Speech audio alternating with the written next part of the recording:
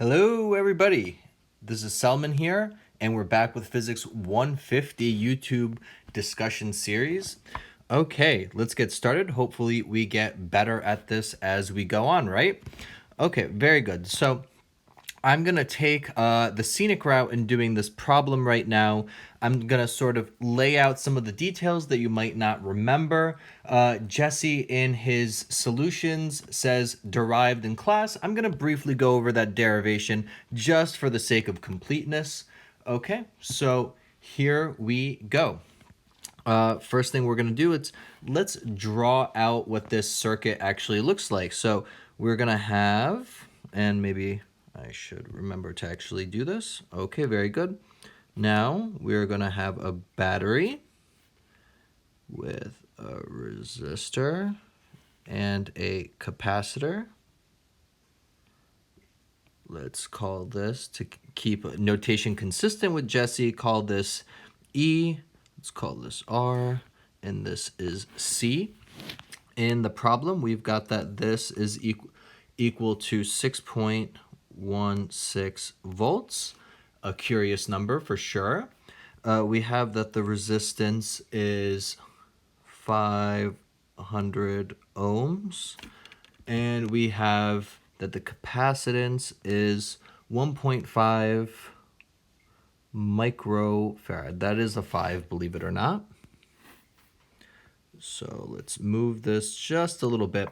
So let me lay out what's going on with this problem. Basically, to derive the essential equations that we need for this problem, we're going to go to Kirchhoff's rules. And the one that we're going to want to use is that the sum of the potential drops across a loop, and here we've got one loop, is got to be equal to 0. So this is the same rule that we used in the first part of this series. This is, by the way, problem number 6 in the homework set. Okay, so let's move down a little bit. And let's think about what's going on here. Bear with me. Okay, so let's look at this picture, and let's say that we've got this battery here and that we are going to generate a current that is going clockwise as such. What's going to be going on, though, is that as with this potential, the capacitor is slowly going to charge. As that capacitor charges, the current is going to slow down, and when the capacitance reaches its maximum saturation, then we're going to find that which is actually asymptotically in the future, that we're going to find that the current slows down to nothing. Okay, so how do we get to that picture? So let's go back to our friend Kirchhoff and see how this plays into this particular problem. So with the current given, then we start with the voltage, that's given a positive value, minus the current times, so minus the potential drop across the resistor, which is minus I times R. And then the potential drop across a capacitor, you guys remember, is going to be, so if I'm remembering this correctly, this is going to be Q over C. And this is equal to 0. But the thing to remember is that this is a dynamical problem in that the charge on the capacitor is changing with time, and that's made obvious by the fact that this current is a function of time, as is the charge. These are both functions of time. And what we remember is that current is nothing but the amount of charge that's passing through a filament of wire. So what we have is that the current is the rate of change of the charge. So this is dq dt. So what that means is that the equation above looks like E minus dq dt times the resistance minus q over c equals 0. So this is a differential equation, first order differential equation. I am not going to go through how to solve it exactly, but basically with most differential equations, believe it or not, what you want to do, if you can guess the right answer, then that's usually good enough. So that's exactly what we have here. And so if you want to solve for q as a function of time, you can show that the solution I'm writing down right now works. So what you have is that q as a function of time is the capacitance times the voltage times 1 minus e to the minus t. So this is the time dependence divided by RC. You can check that this solution works in that if you plug this into the equation above, then it works automatically. So what does this equation look like? What if I draw a plot of this thing? If this is t on the x-axis, this is q of t on the y-axis, then what's going to happen if you just sort of look at various values of t, when t is equal to 0, what you're going to see is that e to the 0, that's 1. So that whole thing in parentheses is 0. So wherever it is, at t equals 0, we start from 0. And as t gets very large, the exponential term gets much, much smaller, and you're going to see something that looks something like this. So asymptotically far in the future, you're going to find that the charge approaches the capacitance times the voltage. So that's where you get that from. So we can go further, and what we can remember is that if we want to find the current as a function of time, we can do that by just noting that it is obtained by taking a time derivative of the charge that we already have. So if you go ahead and do that, now I don't actually want to go through the details of taking that derivative. We have done some stuff like that in class before. What you get, though, roughly speaking, is you get c times e times 1 over RC, which you get from taking the derivative of the exponential, e to the minus t over RC. Now, when you simplify that, what you get is that the c's cancel out, and you get the voltage over the resistance, e to the minus t over RC.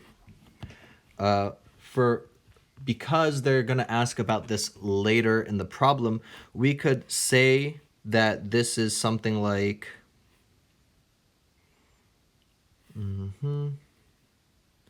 okay, let's just leave. You can go ahead and actually derive what the voltage is as a function of time from this, and that's going to be the voltage as a function of time is equal to the voltage times 1 minus e to the minus t over RC. Exactly like that. So what does this current look like as a function of time? Let's draw that as well. That's going to be important. It just helps us to visualize what it is that we're looking at. So if I want to draw that, now looking back at the equation, the way to draw something like this is to first plug in the values that we kind of know. At time t equals 0, we're going to see that e to the 0 is 1. So you just get that the value of the current at t equals 0 is the voltage over the resistance. So you're going to, oops, sorry about that.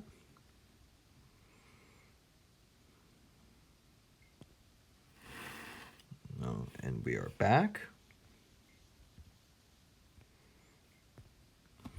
So at time t equals 0, you're going to find that the that the current is right here. Let's draw that out just so we keep that for reference. It's T. And what we're going to find is that this is exponentially decaying, so the current is going to go down like so.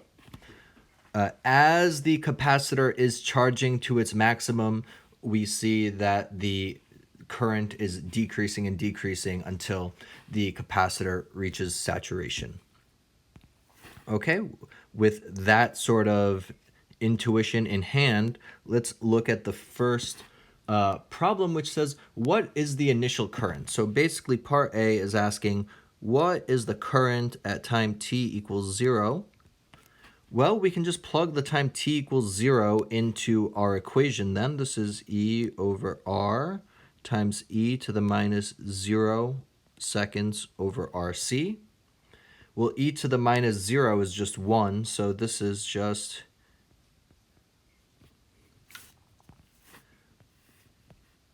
and if you actually go to compute this numerically, you're going to find that this is 12.3 milliamps, as Jesse has correctly written.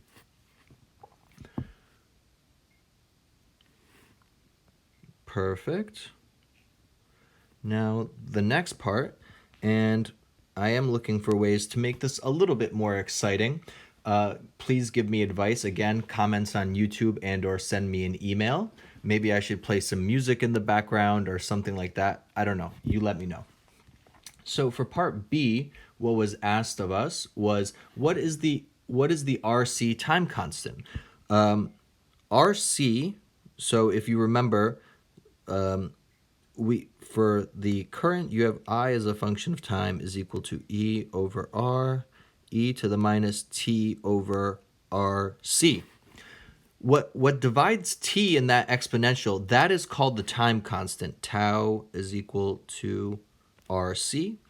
And if you just compute that, that just means we plug in the numbers that we have for those, which means you multiply 500 ohms by 1.5 microfarads. So let's do that. Times 1.5 microfarads. And what you get for that is that, and if you do out the units correctly, what you're going to find is that this has units of seconds. Anything that's inside of an exponential has to be unitless. So if it's if it's e to the minus t over something, that something has to have units of seconds. And RC, indeed, if you do it carefully, you'll find that it does have units of time. So what you get here is 7.5 times 10 to the minus 4 seconds. Beautiful.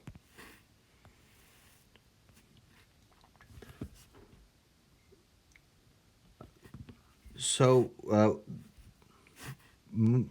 carrying forward, we have part C. Part C asks, what is the current after one time constant?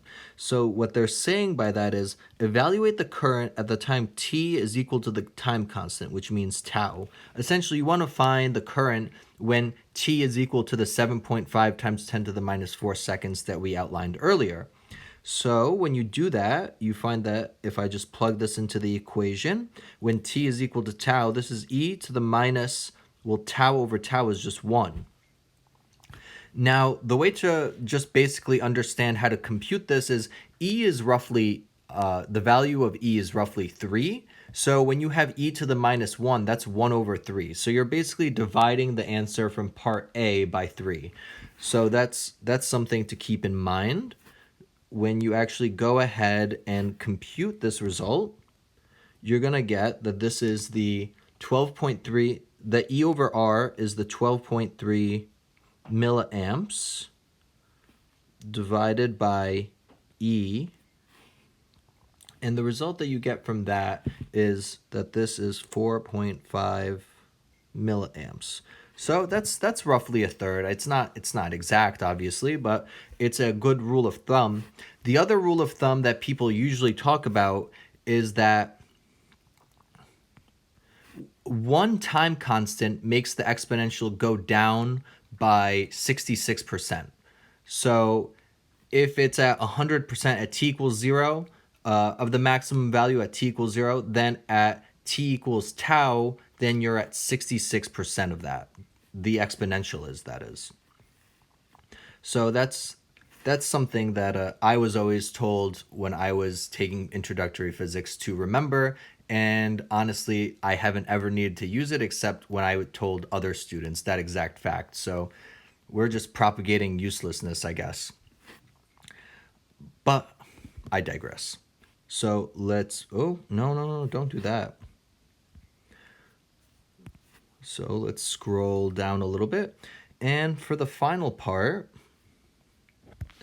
for part D, what was asked is, what is the voltage on the capacitor after one time constant? Let's write down the equation for this again. This is times 1 minus e to the minus t over RC.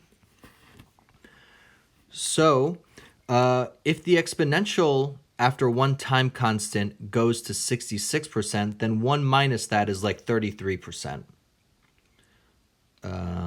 So let's see if that works out.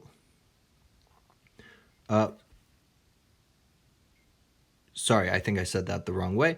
1 minus, if you, the e to the minus t over RC is going to take roughly 1/3 of its original value, then 1 minus that is going to be 66% roughly of the original value.